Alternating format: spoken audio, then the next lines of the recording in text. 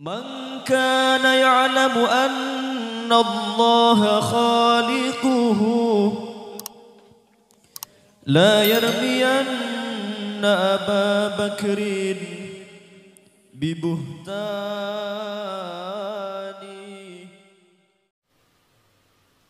Subhanallah, indah peradaban Islam dalam politik ini. Kemudian ada apa? Prinsipnya, pilar-pilar di dalam bernegara. Saya baca ketika Umar ibn Abdul Aziz mengatakan suatu revolusi politik. Pertama kali mengadakan revolusi politik itu Umar ibn Abdul Aziz. Karena hebatnya dia, di antara ulama ada yang menyebut khalifah kelima.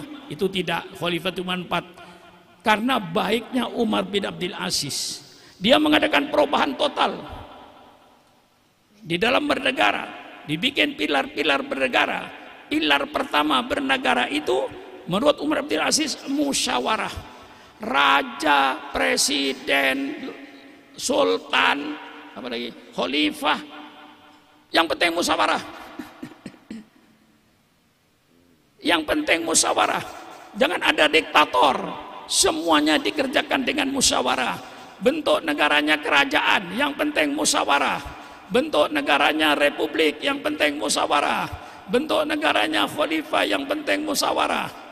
Bentuk negaranya kesultanan, yang penting musyawarah. Prinsip, jalankan perintah Allah, jauhi larangan Allah.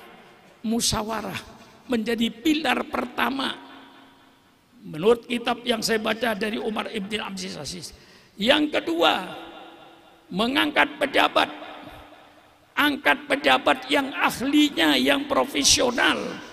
Jangan sembarangan mengangkat ketua RT, jangan sembarangan mengangkat camat, jangan sembarangan mengangkat lurah, jangan sembarangan mengangkat bupati, jangan sembarangan mengangkat gubernur, jangan sembarangan mengangkat presiden, jangan sembarangan mengangkat menteri, jangan sembarangan mengangkat DPR. Tapi pilihlah manusia-manusia yang profesional. Allah menyatakan di dalam Al-Quran, innallaha ya'murukum an tu'addul amanati ila ahliha. Allah menyuruh kepada kalian berikan jabatan-jabatan itu kepada ahlinya. Jangan sembarangan mengangkat menteri, jangan sembarang mengangkat pejabat pemerintah. Berikan sama ahlinya. Siapa bilang Islam tidak bicara soal politik? Rasulullah sallallahu alaihi wasallam bersabda dalam hadis politiknya, idza duyiatil amanatu fantadrisa. Apabila amanah kepercayaan di suatu bangsa, suatu negara hilang, rakyat tidak percaya kepada pemimpinnya, pemimpinnya tidak percaya pada rakyatnya, pejabat dengan pejabat saling curiga mencurigai, sudah tidak ada amanah. Idza duyiatil amanatu fantadrisa. Apabila telah hilang kepercayaan ini, tunggulah hancurnya negara itu. Lalu Rasul ditanya, wa kaifa itu'atuha ya Rasulullah? Bagaimana hilangnya kepercayaan Rasulullah? Nah, ini semua ustadz hafal, yakin hafal buntutnya, ya. Hafal semua insya Allah. Tapi tidak dari batangnya tadi. Nah, saya dari batangnya. Apa kata Rasulullah? Idza wusidal amru ila ghairi ahlihi fantadiris sa'ana. Hafal semua kan? Supaya hafal dari pangkalnya. Nah, Rasulullah bersabda, idza duyiatil amanatu fantadiris sa'ah. Apabila amanah sudah hilang dalam satu negara, tunggulah hancurnya negara itu. Kemudian Rasulullah ditanya, wa kaifa itu'atuha ya Rasulullah? Bagaimana hilangnya amanah Rasulullah? Idza wusidal amru ila wairi ahli fantadirisa. Kalau sesuatu jabatan diserahkan pada ahlinya, tunggulah hancurnya negara itu. Siapa bilang tidak bicara negara? Subhanallah. Pertama kali musyawarah, kedua memilih pejabat-pejabat yang benar. Berikan jabatan itu kepada ahlinya. Bukan karena senang, maka saya pejabat karena hadiah. Ketika pemilihan umum menjadi tim suksesnya, dikasih hadiah menteri. Itu tidak benar. Serahkan jabatan kepada ahlinya, bukan karena senang atau tidak senang. kepada ahlinya. Itu Al-Quran. Innallaha ya'muru an tu'addul amanati ila ahliha. Wa idza hakamtum bainan nas an tahkumu bil adli. Apakah ini bukan ayat politik? Hai kaum sekuler. Ya, saya alamatkan kepada kaum sekuler biar ketemu saya. Biar musyawarah dengan saya. Saya tunjukkan. Wa idza hakamtum bainan nas an tahkumu bil adli. Kalau kau tetapkan hukum, kalau kau menetapkan hukum, tetapkan hukum yang adil. Jangan tebang pilih. Sampai Allah memesan, la yajrimannakum sa'anu qaumin ala alla ta'dilu idilu huwa aqrabu littaqwa. Jangan karena kebencian engkau pada satu kelompok, jangan karena kebencian engkau pada satu golongan sehingga engkau mendorong engkau untuk tidak berbuat adil. Karena tidak senang, biar tidak salah masuk penjara. Karena tidak senang, karena senang biar korupsi dilindungi. Disinilah hancurnya negara. Bicara Al-Quran. Wa idza hakamtum bainan nas an tahkumu bil adli. Kalau kau menetapkan hukum di antara kamu, tetapkan hukum yang adil. Jangan tebang pilih. La yajrimannakum sa'anu qaumin ala alla ta'dilu i'dilu. Janganlah karena kebencian kau kepada satu kaum lalu mendorong engkau untuk berbuat tidak adil karena benci atau karena senang. Kedua-duanya tidak benar. Ini Al-Quran. Kemudian dibuktikan oleh Rasulullah dalam kitab Riyadhus Shalihin. Ketika seorang perempuan dari golongan Al-Mahzumiyah, golongan bangsawan, nyolong. Kemudian tokoh-tokoh Quraisy bingung. Masa anaknya orang gede mau dipotong tangannya? Diutuslah Zaid bin Sabit, salah satu sahabat yang dicintai Rasulullah. Datanglah Zaid bin Sabit menghadap Rasulullah. Ya Rasulullah, ini yang nyolong orang perempuan itu anaknya orang gede, anaknya bangsawan. Apakah ada hukum Rasulullah selain potong tangan? Begitu Rasulullah mendengar ucapan Zaid bin Thabit ini, apa Rasulullah bersabda? Berdiri Rasulullah. Ya Usamah, qad halaka man kana qablakum. Sudah hancur bangsa-bangsa sebelum kamu dahulu. Mudah-mudahan hadis ini didengar oleh Pak Kapolri, didengar oleh Kejaksaan Agung, didengar oleh Mahkamah Agung. Apa kata Rasulullah? Ya Usamah, qad halaka. Usama bukan Zaid bin Thabit, Usama bin Zaid. Ya Usama, qad halaka man kana qablakum. Sudah hancur bangsa-bangsa sebelum kamu dahulu. Apa hancurnya bangsa ini? Idza saraka fihim asyarifu tarokuha. Kalau yang nyolong orang gede, orang yang mulia, dia biarkan. Wa idza saraka fihim ad-dhaifu aqamul khat. Tapi kalau yang nyolong maling ayam rakyat kecil, semuanya teriak, tegakkan hukum, tegakkan hukum, tegakkan hukum untuk maling kecil.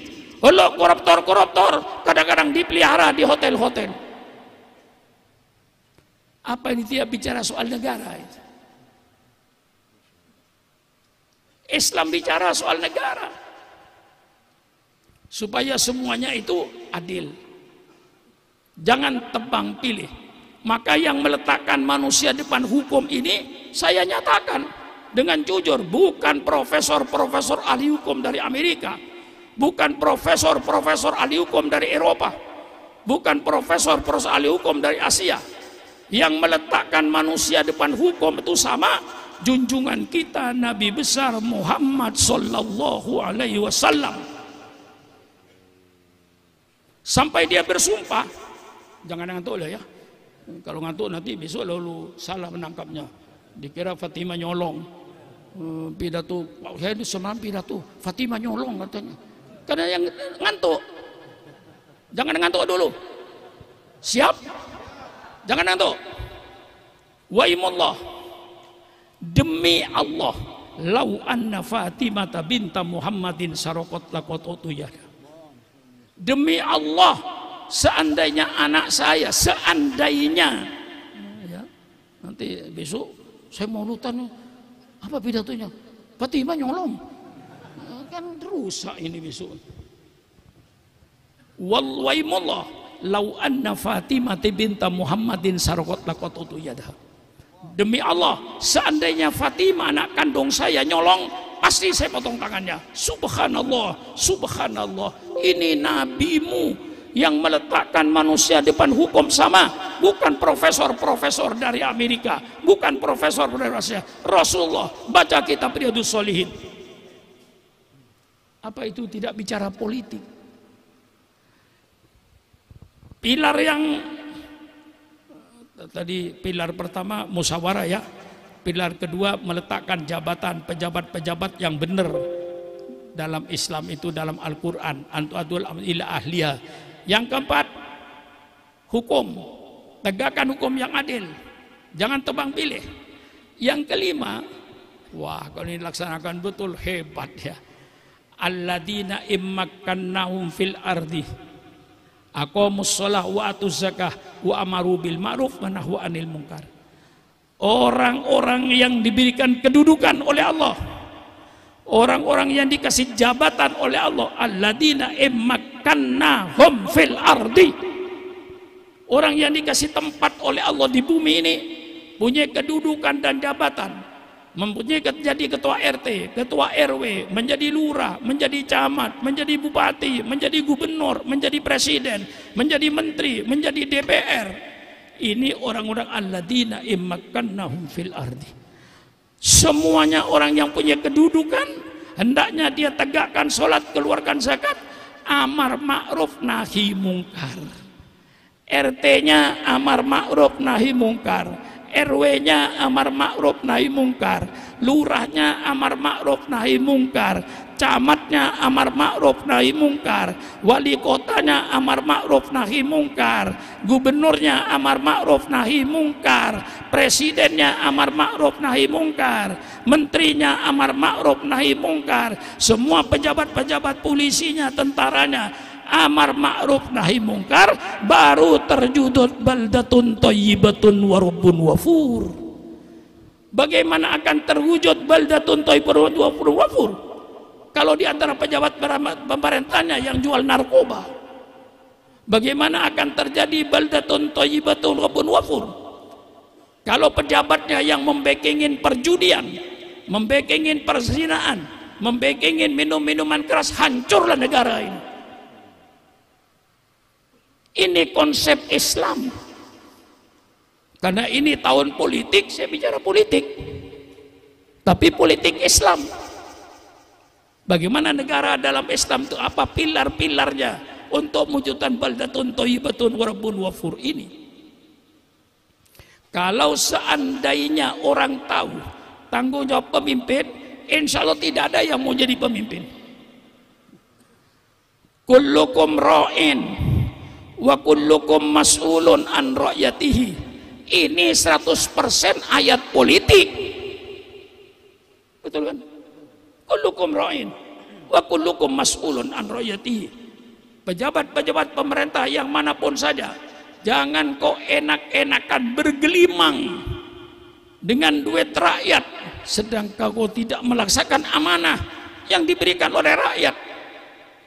Ini ada hadisnya, man yastar'illahu ra'yatan yamutu yauma yamutu wa huwa ghassun li ra'yatihi haramallahu alaihil jannah. Barang siapa yang Allah jadikan pemimpin, apa jadi lurah, apa jadi camat, apa jadi bupati, apa jadi pemimpin apapun, termasuk organisasi,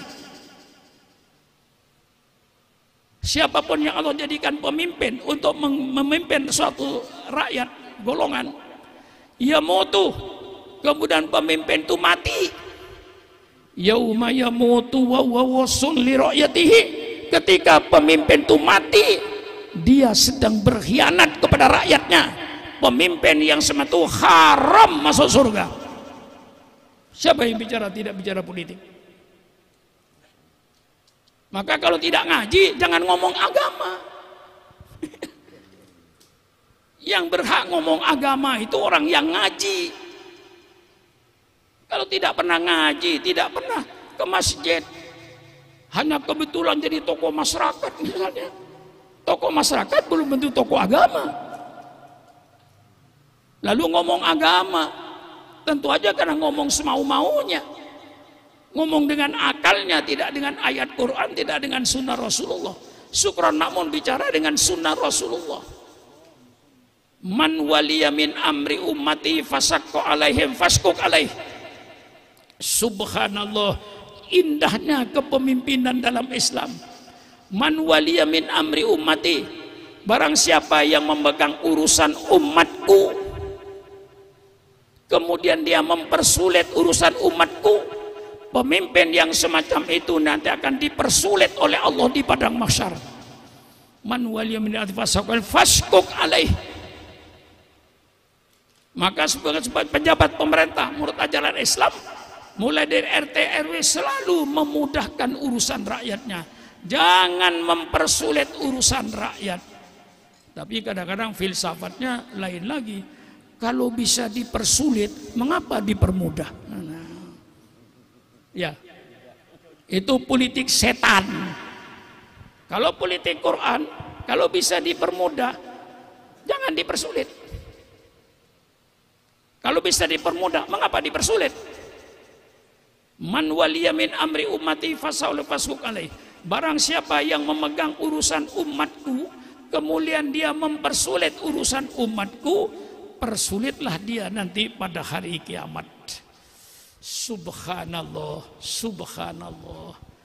Pemimpin dalam Islam sudah tidak perlu lagi kiai rapat membuat bagaimana kriteria pemimpin itu, kiai bodoh itu nggak perlu, sudah baku. Kiai Mustafa sudah baku, Kiai Hamzah. Pemimpin dalam Islam tiru sifat Rasulullah, siddiq, amanah, tabligh, fatona, selesai. Itu pemimpin. Cari presiden yang amanah, terpercaya, yang siddiq, yang jujur. Ya kalau ada orang itu tidak jujur, siapa yang ngomong? Ya lihat yang ngomong. Kalau ngomongnya tidak senang ya lain lagi. Siddiq, jujur, amanah, terpercaya, tidak berkhianat. Tabligh, transparan.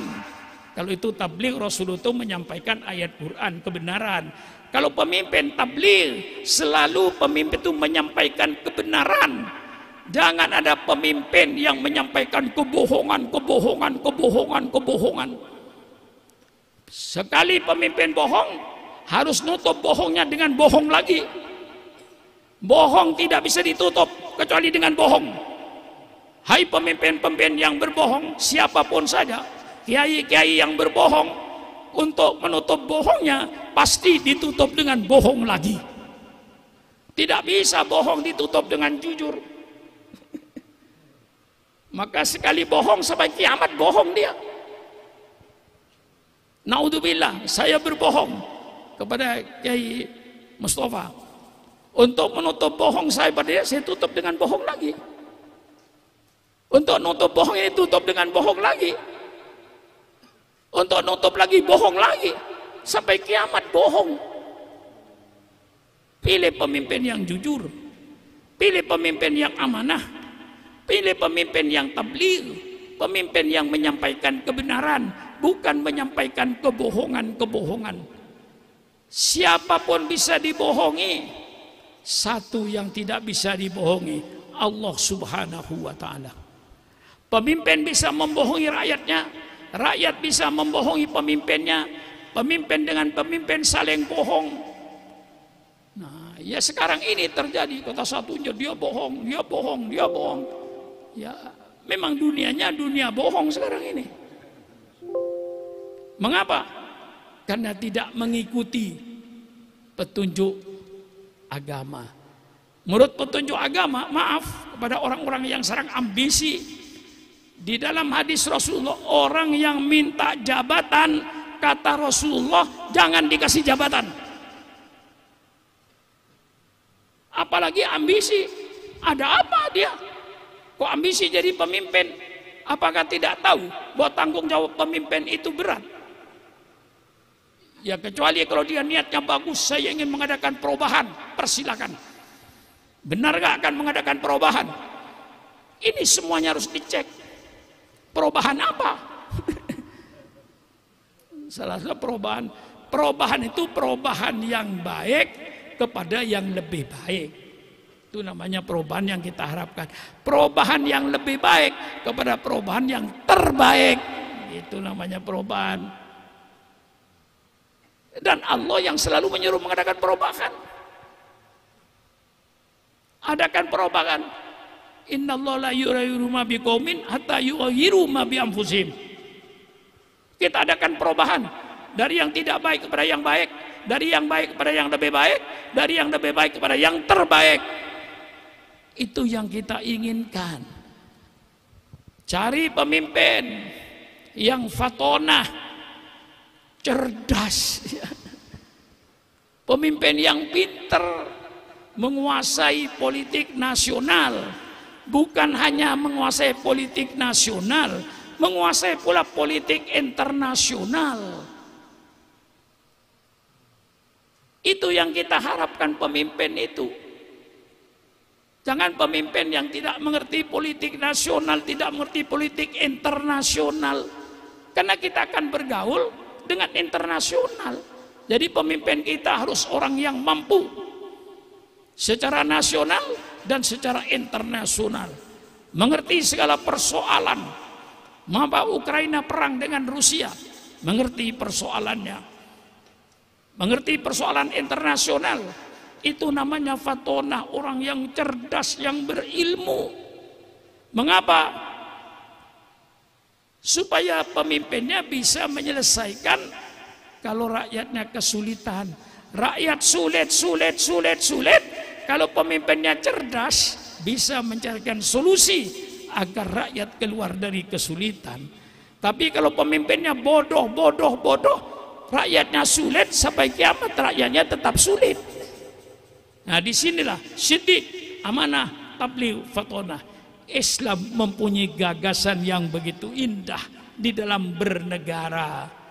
Nah, jangan dikatakan Islam itu hanya marhabanan, tahlilan, bungkus berkat. Itu mungkin dia Islam begitu itu, nggak pernah ngaji. Jadi akhirnya dia cuman kerjaannya selama jadi orang Islam, kalau menjumatan pergi ke musola, marhabanan, bungkus berkat, pulang. Ngaji kagak, mempelajari Islam enggak. Sehingga dia bisa Islam itu cuman di masjid, sujud, dzikir, tahlilan, marhabanan, bungkus berkat, pulang. Saya jawab, ya itu Islam. Tapi Islam bukan itu aja. Islam diturunkan oleh Allah Subhanahu wa taala untuk mengatur kehidupan manusia di dunia. Nanti kalau saya sempat, bagaimana peradaban Islam dalam berumah tangga? Bagaimana peradaban Islam dalam bermasyarakat, ber-RT, ber-RW? Bagaimana peradaban Islam dalam berekonomi? Bagaimana peradaban Islam dalam berpolitik? Insya Allah, kalau saya ada kesempatan, saya uraikan semua itu. Sebenarnya dalam kitab fikih itu, cuman kadang-kadang kitab itu cuman kitab fikih gitu, kayak Fathul Mu'in, Fathul Qorib. Tapi kalau ditelusuri isinya itu, Fathul Qorib, Fathul Mu'in itu, pertama fiqhul ibadah, tentang beribadat kepada Allah, mulai babul wudunya sampai mulai babul babul toharonya sampai nanti bab haji. Itu namanya fikih ibadat. Setelah itu kita baca Fathul Mu'in, mulai babul bai', tentang jual beli. Di situ banyak kaitannya jual beli. Ada babul syirkah, tentang koperasi. Ada babul qorot, tentang penanaman modal. Ada babus salam, tentang pemesanan barang. Nah, semua perinci dalam kitab itu. Maka itulah yang berbahaya, orang tidak pernah ngaji Islam berbicara Islam. Itulah jadi sekuler. Jelas? Itulah yang jadi sekuler. Kalau dia belajar Islam kayak di pesantren, tahu ini babul baik tentang jual beli, Bagaimana jual beli yang sah? Bagaimana syaratnya pembeli, syaratnya penjual? Kalau ekonomi Islam dilaksanakan, tidak perlu pemerintah membuat perlindungan konsumen, tidak perlu. Konsumen pasti terlindung dengan hukum ekonomi yang dibuat oleh Islam, yang dibuat oleh Quran dan Sunnah Rasulullah.